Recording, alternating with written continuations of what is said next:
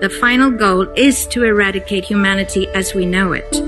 Once you understand the final destination, it becomes much easier to look back and identify the psychological conditioning, the biological tampering, the cultural grooming, and the educational prepping that we have been subjected to for decades in preparation to making us accept a post-human future.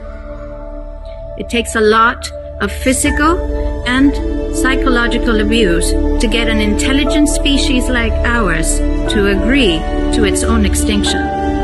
Most, if not all, that has transcended in the last 60 years was designed to get us closer to accepting such a dystopian reality.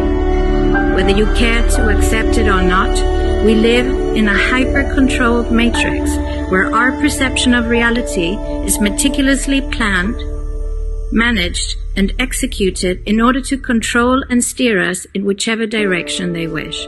And the direction is a post-human world. For this, they first needed to destabilize, dehumanize, and demoralize humanity through every means possible.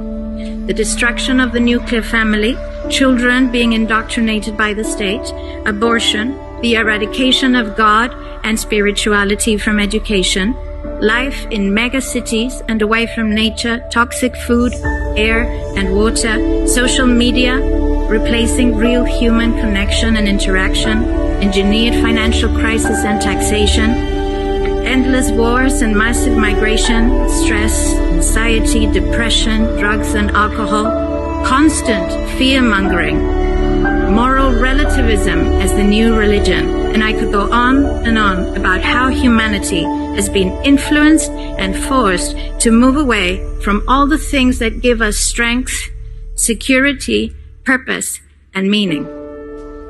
A weak, immoral, disconnected, ignorant, and unhealthy population is an easy target for the next stage, the creation of an entire generation of androgynous beings. Masculinity is under attack psychologically, culturally, and biologically. Women are being replaced in sports, entertainment, and politics by men pretending to be women.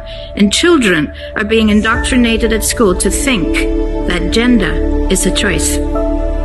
The transgender movement is not a grassroots movement. It comes from the top. It has nothing to do with people's freedom of expression, sexuality, or civil rights. It's an evil psyop with a clear agenda to get us closer to transhumanism by making us question the most fundamental notion of human identity, our gender.